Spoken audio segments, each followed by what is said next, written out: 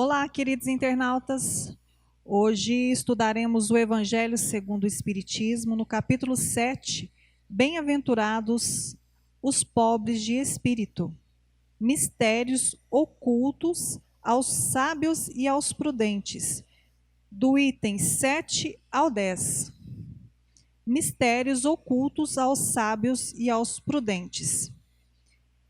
Então Jesus disse estas palavras: Eu vos rendo glória, meu Pai, Senhor do céu e da terra, por haverdes ocultado essas coisas aos sábios e aos prudentes, e por haver revelado aos simples e aos pequenos. São Mateus, capítulo 11, versículo 21. Pode parecer singular que Jesus renda graça a Deus por ter revelado essas coisas aos mais simples e aos pequenos, que são os pobres de espírito, e de tê-las ocultado aos sábios e aos prudentes, mais aptos em aparência a compreendê-las. É preciso entender, porém, pelos primeiros, os humildes que se humilham diante de Deus e não se creem superiores a todo mundo, e pelos segundos, os orgulhosos, envaidecidos de sua ciência mundana, que se creem prudentes porque negam, tratando Deus de igual para igual, quando não o negam. Porque na antiguidade, prudente era sinônimo de sábio, por isso Deus lhes deixa a procura dos segredos da terra e revela os do céu aos mais simples e aos humildes, que se inclinam diante dele. Ocorre o mesmo hoje com as grandes verdades reveladas pelo Espiritismo. Certos incrédulos se espantam de que os espíritos façam tão poucos esforços para os convencer. É que estes últimos se ocupam daqueles que procuram a luz de boa fé e com humildade, de preferência aqueles que creem possuir toda a luz e parecem pensar que Deus deveria estar muito feliz em conduzi-los para si, provando-lhes que existe. O poder de Deus brilha nas pequenas como nas grandes coisas. Ele coloca a luz sob o alqueire, uma vez que derrama com abundância por toda a parte.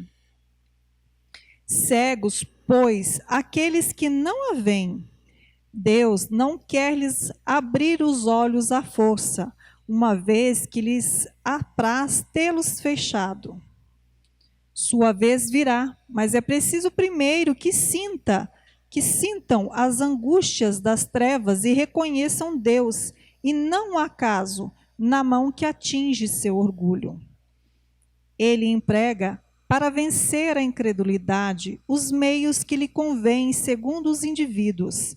Não cabe ao incrédulo prescrever-lhe o que deve fazer e dizer-lhe: se quereis me convencer, é preciso para isso escolher esta ou aquela maneira, tal momento antes que um outro, porque este momento está na minha conveniência. Que os incrédulos não se espantem, pois, se Deus e os espíritos, que são os agentes da sua vontade, não se submetem às suas exigências. Que se pergunte o que diriam se o último de seus servidores quisesse se impor a eles. Deus impõe suas condições e não se sujeita às deles. Escuta com bondade aqueles que a ele se dirigem com humildade, e não aqueles que se creem mais do que ele. Deus, dir-se-á, não poderia atingi-los pessoalmente com sinais manifestos em presença, das quais os incrédulos mais endurecidos deveriam se inclinar? Sem dúvida, ele o poderia, mas então, onde estaria seu mérito? E, aliás, de que isso serviria? Não são vistos todos os dias negarem-se à evidência e mesmo dizerem: se eu visse, não creria, porque sei que é impossível. Se eles se recusam em reconhecer a verdade, é porque seu espírito não está ainda maduro para compreendê-la, nem seu coração para senti-la.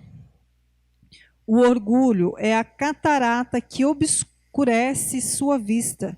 De que serve apresentar a luz a um cego? É preciso, pois, primeiro curar a causa do mal. E como médico hábil, corrige primeiramente o orgulho. Ele não abandona, pois, seus filhos perdidos. Sabe que cedo ou tarde seus olhos se abrirão, mas quer que isso seja por sua própria vontade. E então, vencido pelos tormentos da incredulidade, lançar-se-ão por si mesmo nos seus braços e, como o filho pródigo, lhe pedirão graça. Para o esclarecimento da leitura, nós contamos aqui com a presença dos nossos amigos e facilitadores, Kelly Nascimento e Adriano Passos. Sejam muito bem-vindos e um excelente estudo a todos. Uma boa noite a todos. Boa noite para quem está aí, né, nos assistindo, estudando. É com grande satisfação que estamos aqui para fazer mais esse estudo. E agradeço à casa pelo convite, ao Adriano que está aqui para fazer o estudo junto comigo hoje. E que possamos aproveitar o máximo, que a espiritualidade maior esteja conosco nessa noite e que nos acompanhe para que a gente possa saber exatamente falar, né, sermos usados pela espiritualidade para levar um pouquinho de conforto, um pouquinho de tranquilidade para as pessoas que estão em casa, que estão precisando de um conforto, de uma calmaria. E é com grande satisfação que estamos aqui. Boa noite a todos, boa noite, Kelly. É com grande satisfação, mais uma vez estou aqui, eu e Kelly, para poder, intuídos pela espiritualidade amiga, pelos nossos mentores, tentar levar um pouco do que colhemos no Evangelho, que refletimos a todos vocês. Muito obrigado. Esse trecho do Evangelho, desculpa a redundância, mas esse trecho é muito instigante, ele é muito rico em detalhes para nós tentar resumir isso em poucos minutos. Mas vamos tentar, né? Muito rico, adorei esses itens. Eu vou começar com uma pequena fala sobre a minha vida. Há alguns anos atrás, eu ingressando não morava aqui, eu não estava de acordo com o catolicismo. Tudo que eu procurava, as respostas, as minhas dúvidas, eu não tinha isso lá, né? Não estou falando mal do catolicismo, cada um tem a religião que precisa naquele momento. Então, eu, não satisfeito com isso, comecei a frequentar, na época, a Umbanda. Deu tudo errado, não pelo fato da Umbanda, mas por meu desconhecimento. Fiquei muito tempo, voltei para o catolicismo, fiquei muito tempo no catolicismo, e agora estou de novo no espiritismo. E quase que nessa volta minha acontece a mesma coisa, o mesmo erro. E fui procurar ver. Eu já estava quase desistindo, quando um dia, numa oficina de sentimento lá no Centro Espírita Joana d'Arc, num sebo que tem lá, eu vi um livro lá, feiozinho, com a capa toda arrebentada, as páginas amarelas, como é que chama? Caixa, a grafia pequenininha, para quem tem problema de vista, um problema danado. Paulo Estevam. Esse livro modificou não só a minha vida no espiritismo, quanto a minha vida pessoal, tudo na minha vida mudou com ele. Nessa época, eu lia, antes de comprar esse livro, né, eu li as obras básicas, né, que o Livro dos Espíritos, o Livro dos Médiuns, fazia inclusive um curso de mediunidade lá na casa, mas só que eu não via a aplicação daquilo ali. Né? Ficava uma coisa assim, meio confuso para mim, por isso que eu estava com problema quase saindo do espiritismo. E esse livro, o que aconteceu com esse livro?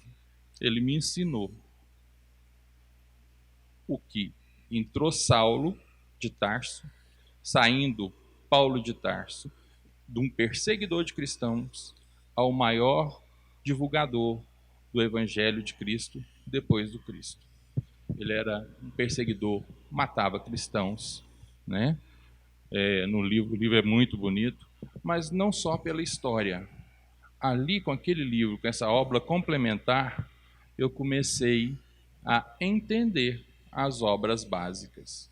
Eu via a aplicação daquilo que eu estava lendo nas obras básicas, né, que são os Pentateucos de Kardec, com a aplicação no livro.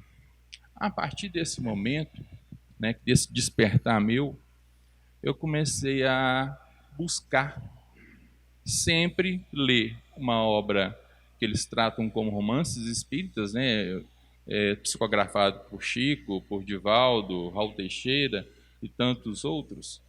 Procurar ler essa obra complementar, esse romance, né, que para mim esse romance é uma palestra, ele é um testemunho divino, né?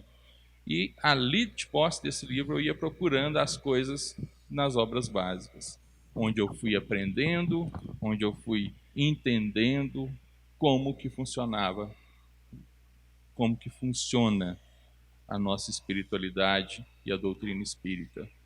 Nesse momento, eu achei onde eu tinha que ficar. Realmente, eu tinha que ficar na doutrina espírita, e aqui estou até hoje.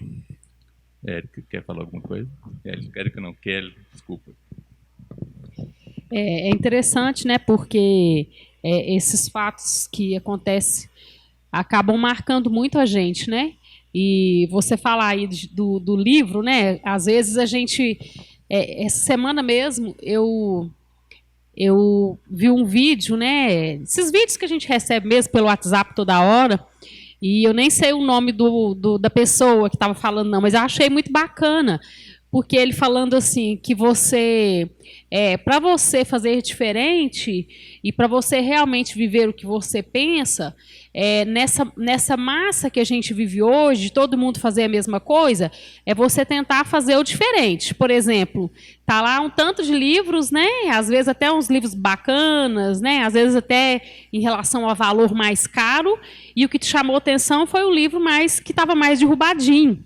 Né? E isso é interessante, porque estava derrubado, letra pequena, mas a gente fala que no Espiritismo, coincidência, na nossa vida, né? Não no Espiritismo, mas na nossa passagem aqui não existe coincidência. Era aquele livro que teria que chegar para você daquele jeito, né? Para poder mudar os seus pensamentos. Então, eu achei bacana, porque é justamente o que ele falava no vídeo. Né? Às vezes a gente não dá valor nessas coisas. Então, você pegar um livro ali que já está derrubadinho, já está velho, né? E pequenininha. Então, problema de vista. Nossa. É um negócio que e ele falando que para a gente tentar ser diferente, né? A gente tentar respeitar aquilo que eu realmente preciso. Agora, foi o livro que me adquiriu. Não foi eu que peguei o livro. Não. Ele que olhou assim, eu quero ser. Para mim, aquilo ali mudou tudo na minha vida. Eu tenho uma verdadeira emoção com esse livro. Por isso até errei seu nome. Essa leitura de hoje, né, é até um pouquinho grande, né, Adriana? A gente geralmente faz com menos itens, né? Hoje foi os 7, 8, 9, 10, são itens grandes, né? 4 então itens. Daria 4 itens, daria para a gente ficar aqui bastante tempo falando. Mas, tentando resumir, Acho que o que Jesus quis passar para a gente aqui, né, é a gente não se deixar levar pela aparência. Às vezes a gente, aqui, né, ele fez uma analogia aqui da gente, às vezes, entender. Vamos na nossa doutrina, né? Doutrina espírita. Às vezes a gente entende a doutrina, a gente estuda, a gente entende o estudo ali, mas na hora da prática verdadeira, nós ainda não entendemos na realidade, no nosso dia a dia. Então, é justamente isso que ele fala aqui, né? Ele fala aqui esses pobres de espírito. Não é aquele pobre de espírito, às vezes, que a gente tem na nossa mente de ser uma pessoa, às vezes, pouco evoluída. Não, esse pobre de espírito que ele fala, né? É a pessoa humilde, aquela pessoa que não se exalta, aquela pessoa que, às vezes, até sabe muito e ela não se exalta. Então, acho que foi mais um puxão de orelha para a gente também, para a gente começar a reparar isso, né? Às vezes a gente está se achando, até mesmo em relação à evolução, né? Muitas vezes a gente para e pensa assim, não, eu já estou muito evoluído, né? Nós temos esse pensamento. Às vezes a gente acha que a gente está muito atrasado, mas muitas vezes a gente pensa assim, acho que eu já estou bem mais evoluído que fulano. Só da gente já pensar assim, né? Nós já estamos exercendo o nosso orgulho, né? Esses humildes aqui, né? Na hora que a gente fala assim, já evolui um pouquinho, a gente já deixou de ser humilde. Já está sendo esse orgulhoso. Já deixou de Jesus ser. Colocou aqui pra gente. Já deixou de ser, porque mesmo que se a gente esteja mais evoluído, né? Se eu realmente estou, eu não quero aparentar e eu não quero mostrar isso para ninguém. Eu quero simplesmente ajudar aqueles outros que eu estou vendo que estão mais atrás, que estão mais dependentes, que estão com mais dificuldade do que eu, né? Porque o verdadeiro espírito evoluído, o que ele faz é isso. Nós temos aí vários exemplos, né?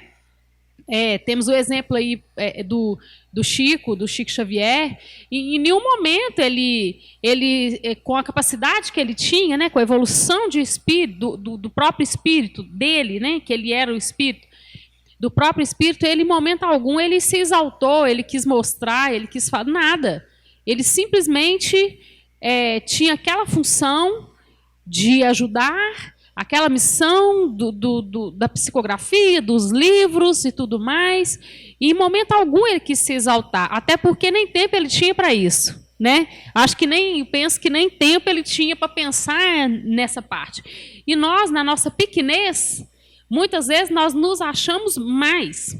Nós achamos que a gente está mais evoluído, às vezes, por pegar um livro assim, né, Evangelho segundo o Espiritismo, e estudar e entender o livro.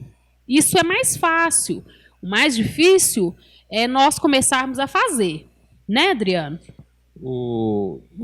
Pelo fato de eu e Kelly estar aqui hoje, não quer dizer que nós temos a verdade. A verdade está no Evangelho.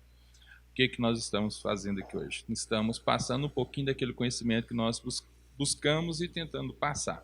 E isso não quer dizer que somos mais, pelo contrário, somos menos. Estamos aqui porque precisamos de aprender. E dentro desse contexto da gente pegar, procurar, eu sempre estou lendo, tenho certeza que a Kelly também, assistindo outras palestras, para poder agregar conhecimento, modificar algum conhecimento que eu achava que estava certo ou não. Ou seja, nós estamos sempre procurando. E isso é o papel do espírita. É essa busca da verdade, que ela sempre está no Evangelho, e dos entendimentos e das reflexões. Isso é ser espírita. E essa parte aqui também, né, Adriano, que ele fala sobre a humildade, eu acho que nós temos que começar a entender o que realmente é essa humildade, né? Tem uma passagem do Chico não sei se você se lembra, é uma historinha, uma passagem mesmo, uma historinha verdadeira, do Chico com o Emmanuel. E ele teria que encontrar dentro da onde eles estavam ali, não sei se era um templo, eu não lembro direito como que é a história, eu sei que da parte principal. E que o Chico teria que achar aquela mulher mais humilde que estivesse ali naquele momento. E aí, como o Chico, né, assim, com toda a evolução dele, com todo o respeito que a gente tem por ele ainda não era, vamos falar assim, um ser angelical, né? Ele ainda não era um anjo. Então, ele olhou com os olhos da terra, com os olhos materiais. E com os olhos materiais, olha para você ver como que a gente inverte as coisas. E com os nossos olhos materiais, o humilde é aquele, às vezes, que está mal arrumado, que está, né, às vezes, com uma roupa mais velha, uma roupa, às vezes, rasgada, está mal arrumado aos nossos olhos materiais. Então, aquele é uma pessoa humilde. E uma senhora que esteja lá com, né, toda chique e tal, toda arrumada, maquiada, essa não é humilde. E não é isso, né? Então, o Chico apontou uma senhora que estava lá e o Emmanuel, logo em seguida, falou: Chico, você está enganado. Não é essa pessoa. Era totalmente o contrário. Era outra pessoa que ela estava assim, mais bem apresentável aos nossos olhos materiais. Estava bem arrumada, estava maquiada, mas por dentro realmente era uma pessoa humilde. Então, olha que interessante. A gente tem que começar a entender também, começar a separar que humildade não é sinal de pouca obtenção de bens materiais. Não é isso. Humildade é por dentro, é de dentro da pessoa. Ela pode ter, às vezes, uma situação financeira muito boa, né?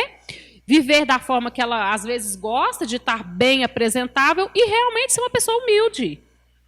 Não é que ela é a pessoa que está ali mal arrumada, que, entre aspas, está, né, é pobre, vamos falar assim, que está nessa situação de humildade. A humildade é do espírito, não é do corpo. A humildade é do espírito, é de nós, né?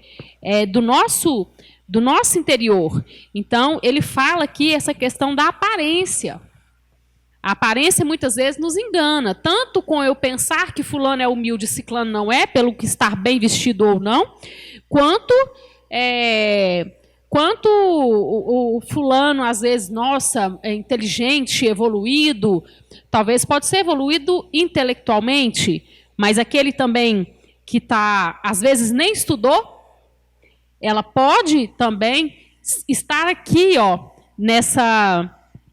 encaixar aqui nessa parte aqui né, da parte da humildade e ter o conhecimento da inteligência moral. Eu coloquei uma reflexão aqui, meu estudo, da seguinte forma: como na época de Jesus, tem-se humildes ricos em fortunas, assim como temos os orgulhosos pobres em moral. Temos os intelectuais humildes e os ignorantes soberbos e orgulhosos. O ensinamento aqui deixado é o de que o orgulho não leva a nada, ou melhor, leva à escuridão. Tá vendo? Passei na frente aí do seu estudo aí, ó. Isso sempre acontece com a gente, é normal. Passei na frente dele. Mas é exatamente isso mesmo, né, Adriano? É isso, nós temos que começar a entender, a começar a separar e a começar a ver além das aparências. Então, essa leitura de hoje, né, ela nos chama a atenção para isso. Peraí, qual seria a humildade real? Né? Não para a gente ficar imaginando isso nas outras pessoas. Fulano é humilde, ciclano não é, ciclano é humilde, fulano não é. Não, é em nós mesmos. Porque às vezes nós carregamos uma humildade disfarçada de um orgulho muito grande. Ah, coitado de mim, né? Ah, quem me dera se eu conseguisse fazer isso. Ah, quem me dera se eu pudesse fazer aquilo. Ah, quem me dera se eu não tivesse essa timidez para fazer tal coisa. Uma humildade às vezes, um orgulho às vezes, escondido. Isso não é humildade. A humildade é totalmente diferente. Você ter compaixão com o outro. Aproveitando essa parte que você falou aí, eu pensei aqui na parte da materialidade. A nossa sociedade hoje é uma sociedade materialista e consumista. Muito do que está acontecendo aí né? A culpa é da nossa geração. A nossa geração é a mais consumista, a nossa geração é a mais materialista. Nós trabalhamos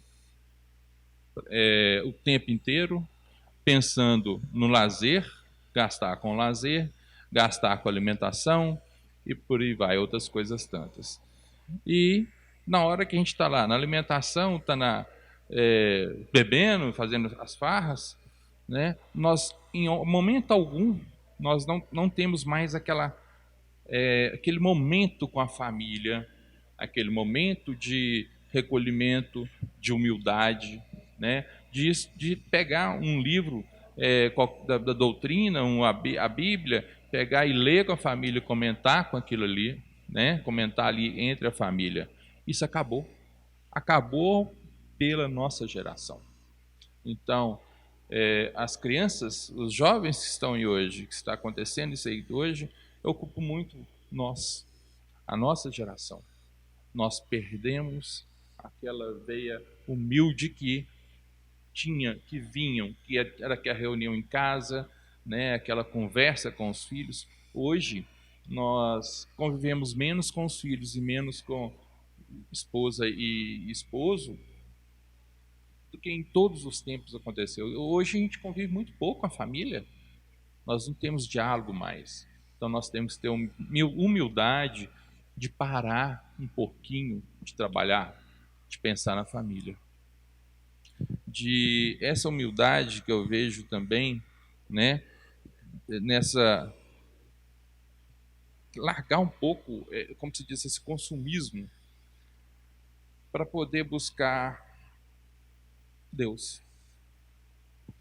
Somente essa parte da criação nossa com os alunos, com parentes, né? Esse retorno ao Evangelho, esse retorno à nossa espiritualização que vai salvar a família, que vai salvar o mundo. É isso aí. E o que a gente está vivendo hoje, né?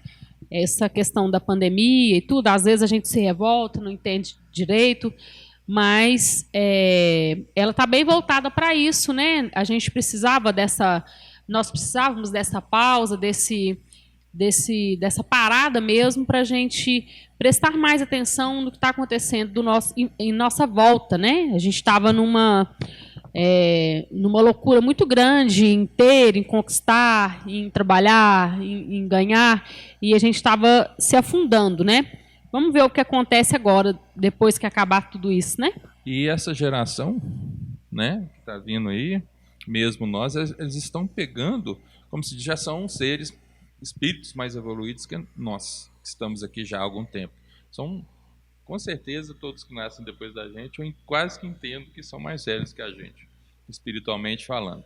Então, nós temos aí as previsões que os espíritos mais evoluídos estão chegando para poder pegar e provocar os saltos, né, para a regeneração do planeta. E, sendo assim, eles com essa desenvoltura, essa inteligência que eles já vêm a mais, a gente vê crianças tocando piano, tocando violino, fazendo contas matemáticas absurdas que custa fazer na calculadora, e nós esquecemos deles, nós temos que aproveitar eles. Como que vai aproveitar? Bom, pensando nesse estudo aí que está acontecendo nessa geração, e fazendo analogia com o que eu falei lá na frente, que é a respeito dos estudos, hoje, essa geração, elas não tem paciência de pegar e começar a destrinchar, por exemplo, um livro dos Espíritos para poder pegar e entender o que está acontecendo. Aí eu pensei, então eu tenho que fazer o contrário. Então vou começar pelos romances, estou tirando isso por base no que eu fiz, e deixar a criatividade deles buscar o livro dos Espíritos, buscar o livro dos Médiuns. É uma metodologia que eu já pensei, uma coisa que eu estou pensando. Mas, por quê? Para poder aproveitar essa gana que eles têm de conhecimento, nós não temos costume de pegar um manual de instrução e ler. Nós não temos paciência para isso. Eles muito menos. Eles já, criança de 3, 4 anos, 5 anos, já está mexendo no celular, coisa que a gente não dá conta de fazer. A maioria, né? Mas é isso que a gente tem que aproveitar deles. Esse conhecimento que eles já trazem, mas a gente depois tem de pegar e lapidá-los com o Evangelho de Cristo. Mas só que a gente tem de começar pelo um lado mais acelerado, vamos dizer assim, na prática, no romance, né, no romance espírita, ensinando o que acontece para eles poderem buscar a causa. É verdade. A gente, às vezes, até é difícil, né? Essa turminha que está chegando realmente está bem para frente, bem questionadora, e às vezes a gente fica até em maus lençóis aí na mão dessas crianças, né? Desses espíritos, né? Que não aceitam mais só o não. E às vezes nós, como pais, né, tutores, às vezes a gente se descontrola e perde a cabeça, mas é uma coisa às vezes frustrante, né, para a gente, mas que é satisfatória, principalmente para aquele espírito, porque ele não é mais aquele espírito que só escuta aquilo e pronto, acabou, não. Ele quer saber o porquê, quer questionar. Eles não aceitam os dogmas, vamos falar assim. Que a coisa é assim, pronto, acabou. Não, eles questionam. Entendeu? E a gente tem que aproveitar esse questionamento deles, esse olhar científico que eles já nascem. Eles nascem com olhar científico, e isso é a cerne do Espiritismo. E aí, às vezes, a gente novamente, olhando com os olhos daqui da Terra, né? Como, eu sou mãe, eu sou pai, então ele é filho, ele tem que me obedecer, ele tem que seguir as minhas ordens. Mas talvez não seja tão assim, né? Aquele espírito ali, na verdade, ele pode ser muito mais evoluído do que eu. É lógico que a gente tem que observar, assim, as pendências, né? As dificuldades, as pendências daquele espírito. Nós não estamos aqui como tutores também à toa. Nós estamos também, é importante falar isso, nós estamos, nós não somos. Então, nas outras atrás aí, pode ser que foi tudo invertido, tudo contrário. Então, é hora da gente começar a entender mais, né, a prestar mais atenção nas palavras, né, aquilo que eles falam conosco, os questionamentos. Vejo que os preconceitos assim ainda existem muitos e eles estão vindo e estão questionando isso também, do porquê, né, do porquê assim, porquê assado, que isso está errado, isso não está. Isso é muito bacana, é muito interessante. Às vezes é cansativo para nós, né, como mães e pais, mas é assim que nós iremos evoluir mesmo. Não é simplesmente a gente abaixar a cabeça e aceitar tudo também, né? Porque às vezes a gente vê o espiritismo, você, né, para ser espírita, o espírito é tão calmo. Não vejo assim, dessa forma, né? Mas às vezes dá a impressão, né, Adriano? Nossa, todo espírito é assim tão calmo, tão tranquilo. Não. Eu estava escutando o Sérgio Gondramin falando aqui, nós temos que segurar a nossa força. E nós, espíritas, nós procuramos fazer isso. Isso não quer dizer que dentro da gente está calmaria, mas a gente tem que colocar dentro da gente calmaria. E nós podemos ser tranquilos, mas aquele tranquilo que não é aquele tranquilo que é um sinônimo de ociosidade, de estar parado vendo as coisas acontecerem. Passivo, né? Isso. Não, nós aprendemos aqui dentro, não só aqui dentro. Jesus veio e ele ensinou, não foi só para os espíritas, não. Ele ensinou para todo mundo que estava aqui, para nós que estávamos aqui também. Ele não ficou parado. Ele tinha que vir, ele tinha que passar o seu reinado, ele tinha que passar a sua missão para frente, ele tinha que deixar alguma coisa, e em pouco tempo, e com 33 anos, né? Ele tinha que fazer isso tudo numa reencarnação, vocês imaginam? Não, em 3 anos só, né, na verdade. Só dos 30 aos 33. Pois é. Que a gente tem história que dele, ele teve que revelar tudo em pouco tempo. Então, vocês imaginam a missão que ele teve, né? Foi um aprendizado que vai ficar, que ficou e vai ficar. E os que seguiram ele na época eram os que estavam prontos para isso.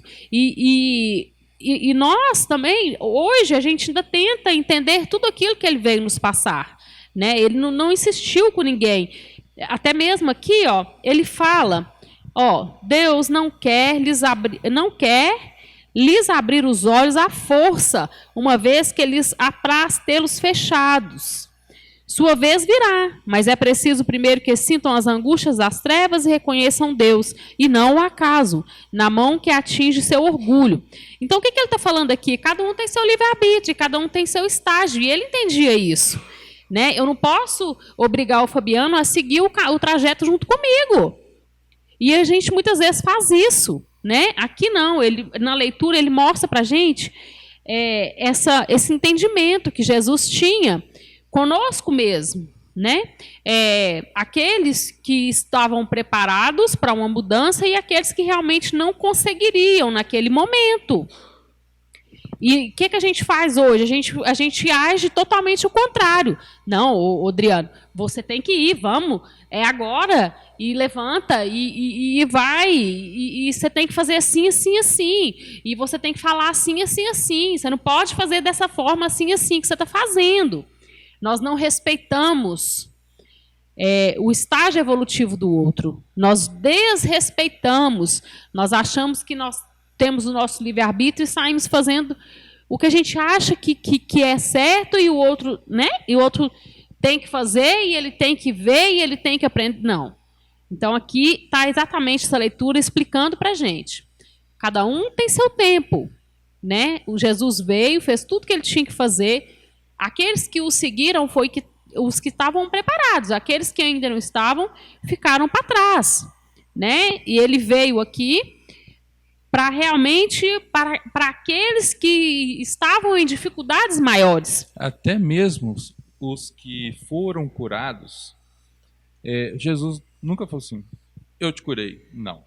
Ele falava assim, você está curado pela sua fé, pela sua vontade. Ele não impunha nem a cura.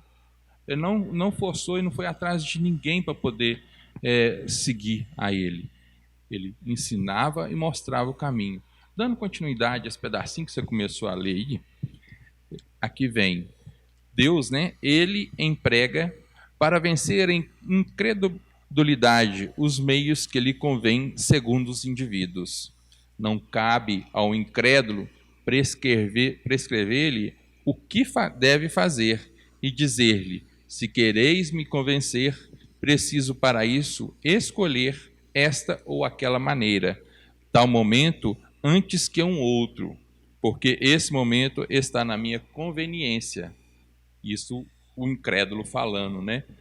E aí eu vou dar um pontinho nisso aqui e vou falar uma outra coisa que veio aqui em mim, a respeito do Evangelho no lar. O Evangelho no lar, ele nos traz uma série de fatores positivos, não tem nenhum negativo. O principal deles é a pacificação do lar e o contato com o Evangelho de Cristo. Por que eu estou falando isso? Porque se a gente deixar por conta também das crianças e dos adolescentes para poder procurar esse caminho, eles não vão procurar, eles vão ficar só na televisão, só no celular e tudo mais. Então a família é responsável a indicar esse caminho, né? E a gente pacificando o lar, o mundo vai estar pacificado também. O lar é o início do mundo, é o início da sociedade. E ali estando em tranquilidade, vai estar tranquilidade no mundo. Por isso que eu estou falando isso aqui agora, pelo fato aqui dessa partezinha aqui. Se quereis me convencer, é preciso Deus fazer isso ou aquilo. Ele não vai fazer. Ele deixa, vai dando dores e sofrimentos para poder ver se a pessoa acorda. Sendo que é muito mais fácil acordar no amor. Vamos fazer o Evangelho, vamos colocar, como se diz, o amor dentro da nossa casa, que é o Evangelho. A vida de Cristo, como a Kelly falou, nesse curto período que ele ficou fisicamente com a gente, ele deu a maior prova de amor que poderíamos ter. Ele saiu de onde ele estava, numa situação muito confortável, gastou milhares de anos para poder dar conta de se reduzir a nossa, não reduzir, mas dar conta de conviver com essa baixa vibração que nós temos, e vir cá e apresentar o que a gente deve fazer para poder chegar lá. É amar, como se diz, entender, é ler, é refletir, é criar, procurar o conhecimento e criar nossa sabedoria. É a reflexão. E ele fala aqui também, né, Adriano, essa pergunta aqui é bacana. Ele fala assim: Deus dir-se-á, não poderia atingir o incrédulo, né, que ele está falando, pessoalmente com sinais manifestos, em presença dos quais o incrédulo mais endurecido deveria se inclinar? Ele fala, sem dúvida, ele poderia, mas então onde estaria seu mérito? E, aliás, de que isso serviria? Isso aqui também, eu acho que também é outro ponto também que a gente tem que começar a enxergar e a entender. Porque muitas vezes nós nos perguntamos o seguinte: por que isso está acontecendo comigo? Né? Por que Deus deixa acontecer isso comigo? Por que Deus deixa acontecer tal coisa com a humanidade? Por que Deus deixa acontecer a pandemia com o mundo inteiro? Né? Por que Ele permite que isso aconteça? E a resposta está exatamente aqui, né? Muito antes, por exemplo, da pandemia. Né? Há mais de 2000 anos atrás. A resposta está aqui no Evangelho. Qual seria o mérito de nós estarmos aqui, né, nesse planeta e precisando evoluir, precisando caminhar, precisando melhorar, e tudo está em perfeita ordem? Então, muitas vezes, nós pensamos assim, né? Por que acontece isso? Quantas pessoas, às vezes, questionaram, né, estão questionando agora, nesse momento, por que Deus deixou acontecer isso? Por que Deus não está olhando para a humanidade nesse momento? E é totalmente o contrário. Né? Chega num ponto, às vezes, que nós precisamos desse remédio. O remédio, ele é ruim. Né?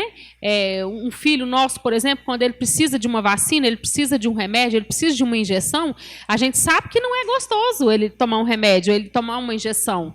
Né? E a criança, não vou, não quero, não vou tomar. E a gente, o que a gente faz? A gente segura ele, segura aí, fulano, segura aqui que eu seguro de cá. Não é assim que a gente faz? E se não tomar, o que acontece? Vai parar no hospital. É pior ainda. Vai parar no hospital. Então, nós, somos assim. Como nós já passamos por isso, né? Vamos aqui no nosso planinho aqui, né? Nosso plano de provas e expiações.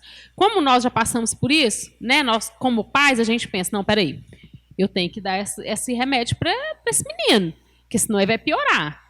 Mas ele não tem essa maturidade de saber que ele precisa daquele medicamento. É exatamente nós. Ele não tem a maturidade. Por ele não tomava. Não quero, vai doer, eu não quero, vai doer. E nós vamos lá e damos o remédio para aquela criança. Em poucos dias, ou às vezes até em poucas horas, já começa a melhora. Por quê? Nós sabíamos que com aquele remédio ruim, com aquela injeção dolorida, né, com aquela dor, aquela criança vai começar a melhorar ali depois de algumas horas, depois de alguns dias. Então, nós damos aquele remédio amargo para a criança, aquele remédio dolorido. E é exatamente isso que o pai faz conosco. Né? Mas, muitas vezes, nós não entendemos e nós não aceitamos e ficamos igual a criança quando vai tomar aquela vacina. Né? Esperneia, faz pirraça, deita no chão, e eu não quero, e Deus esqueceu de mim, né? E eu não quero viver dessa forma mais, eu prefiro nem viver, e a gente entra em depressão, e por aí vai. Então, com a aceitação, as coisas ficam bem mais fáceis. Né? Quando a gente aceita a dor, a impressão que dá é que até que ela diminui. Então, a dor, nós vamos passar por ela mesmo. Nós estamos num planeta de provas e expiações. E aqui nós temos vários obstáculos, vários desafios que nós temos que vencer todos os dias. E fácil? Não é mesmo, não. Não é fácil, não vai ser, mas nós temos que ir vencendo. E quando a gente trabalha a nossa aceitação diante daquilo que chega para nós, as coisas vão ficando mais fáceis. Ô Kelly, essa fase do remédio me lembrou uma outra coisa aqui, a respeito do alimento. Nós temos hoje uma facilidade muito grande com alimentos, né? Como se diz, mais ou menos, tem algumas pessoas que estão passando dificuldade, agora exatamente por causa da pandemia, mas os alimentos, hoje, a gente vai no supermercado, compra arroz, compra feijão, compra carne, vai embora, tá? Vai na farmácia, compra o medicamento, né, necessário. Nem sempre foi assim. Nós tínhamos, antes, que fazer a caça, depois disso ainda trabalhava com os alimentos de subsistência, né? Hoje está bem mais tranquilo. Remédio, quantas e quantas pessoas lá na antiguidade descobriram que tal remédio dava dor de barriga, tal planta dava dor de barriga e outra tal planta curava dor de barriga, né? E com isso, hoje nós, com essa gana de alimentação, nós também temos os alimentos venenos, né? Aquelas bolachas recheadas, guaraná, gorduras, né? Então, nesse sentido, nós não alimentamos, comemos de vez em quando, né, essas guloseimas, mas nós evitamos muito. E temos que evitar isso também com os nossos filhos e nossos jovens, né? E procurar dar o medicamento correto, né, para dor de barriga, por aí vai embora. Tá. Assim é o alimento espiritual. Nós precisamos da oração, nós precisamos do evangelho. Hoje tem muitas e muitas coisas, entretenimentos, né, que não são bacanas, vamos falar assim, como alimento espiritual. Músicas com letras bem ruins, né? Então a gente tem que procurar, tem livros também muito ruins, né? A gente tem que procurar fornecer para eles e para a gente livros edificantes, músicas edificantes e oração, né? Pensamentos positivos, para poder ser, isso é o alimento da nossa alma, é o alimento de nós espíritos. É assim que nós nos acalmamos, entramos em sintonia com Deus, né?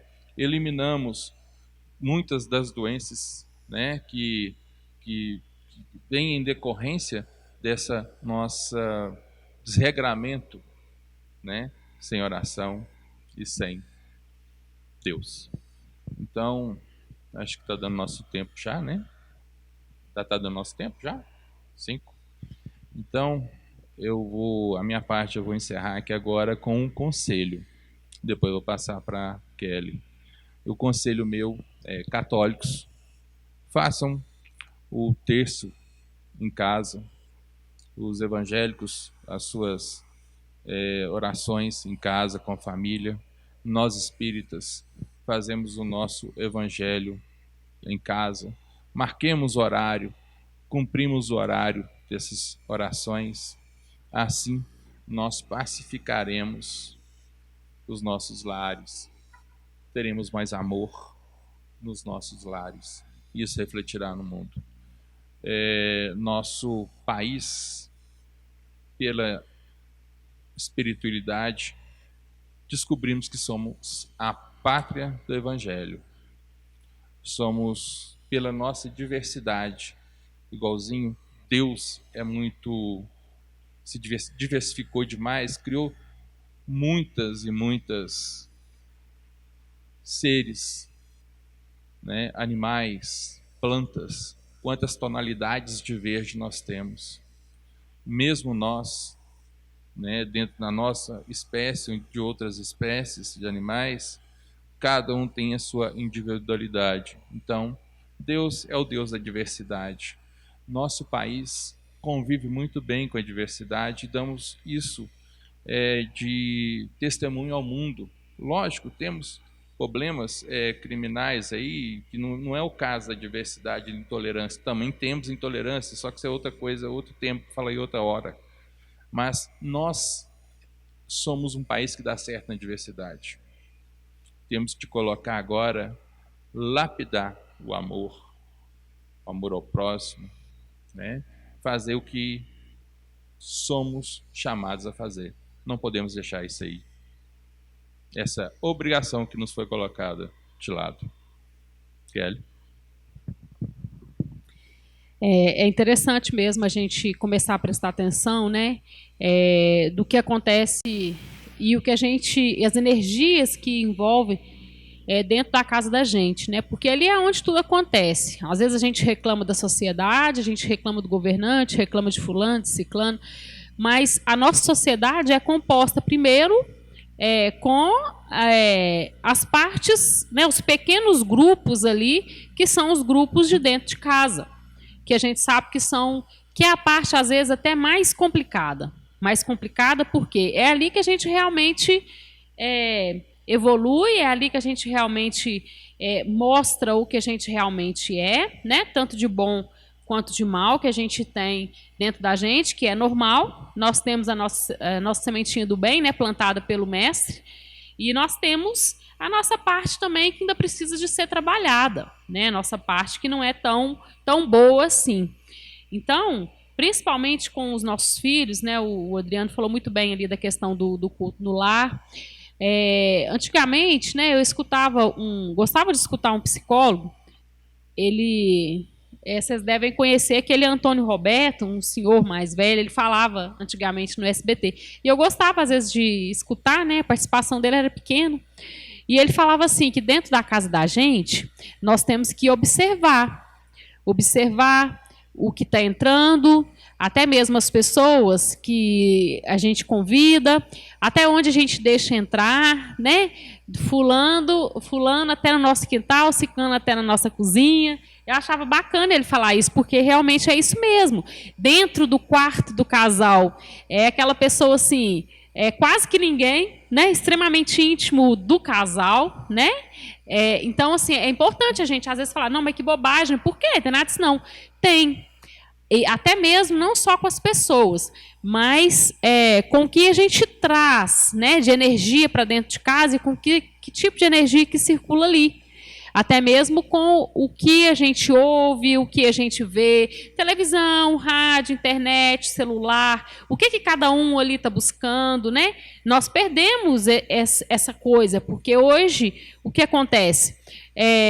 O filho vai para o quarto com o celular, o outro vai para o outro quarto com o celular, o marido também está no celular, a gente também está no celular, não vamos diminuir a nossa parte, estamos todos envolvidos na tecnologia ali, cada um viajando num lugar, num local diferente, com as suas mensagens, com o que está vendo, mas ali pela nossa sintonia. Então, isso é importante a gente observar, né, o que está acontecendo dentro de casa. Às vezes está tudo até muito calado, fala, não, minha casa é até bacana, é calma, mas e os pensamentos, né? E para onde está indo cada pensamento? Para onde está indo cada espírito desse que se conectando com o quê?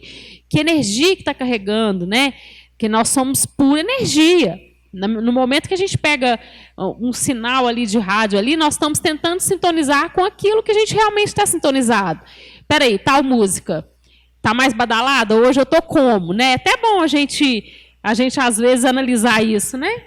Eu tô mais para uma agitação ou hoje eu tô mais calma? Eu tô querendo um negócio mais mais devagar. Eu não ia falar nada, mas não vou aguentar não.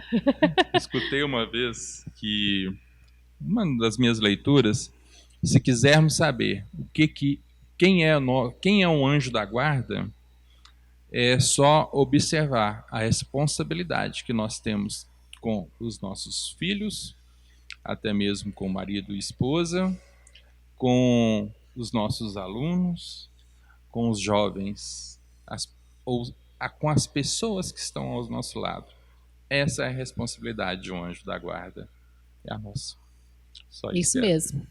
E quando estiver muito difícil, peçamos ajuda. Né, Adriano? Peçamos ajuda. aos nossos mentores espirituais, ao universo, à divindade, à natureza, ao que vocês quiserem chamar. Peçamos ajuda sim, porque nós podemos pedir sim, nós somos assistidos. E a gente esquece disso. Então, aquele momento de dificuldade, que a gente olha e fala, nossa, isso aí não vai ter conserto, não, isso aí não vai ter saída, não. Peçamos ajuda, paramos e que possamos fazer uma prece para que, né, com isso a gente comece a colocar os pensamentos no lugar, as energias se acalmarem e a gente achar a saída. Para tudo tem uma saída, e geralmente mais de uma, né? Que possamos ser mais sensíveis para a gente prestar atenção na espiritualidade, nos nossos mentores espirituais, que a toda hora está nos intuindo a nossa vivência aqui nesse planeta. Nós agradecemos a esse estudo e eu agradeço a todos vocês pela paciência e agradeço a casa e de coração que vocês possam fazer bom proveito de todos esses estudos que estão aí, né? Se não podemos hoje frequentar casa espírita, temos aí a nossa tecnologia a favor nosso. Nós não falamos tanto ao lado contrário, né, ao lado ruim. Então, hoje também nós vamos direcionar também para esse lado bom. Tantas palestras, tantos estudos, e é a tecnologia que nos permite fazer isso. Então, vai depender, né, do nosso, mais uma vez, das nossas escolhas, das nossas energias. Eu posso escolher o lado bom, né? Então, tá aí várias palestras. Vamos estudar, vamos entender, vamos aquietar os nossos corações, né, para as dificuldades, às vezes, ficar mais serenas. Muito obrigada. Gratidão a todos. Ao Adriano também. Obrigado à espiritualidade. Obrigado, Kelly. Obrigado à Casa Jesus Nazaré. E espero termos passado um pouquinho para tocar em cada um. Obrigado.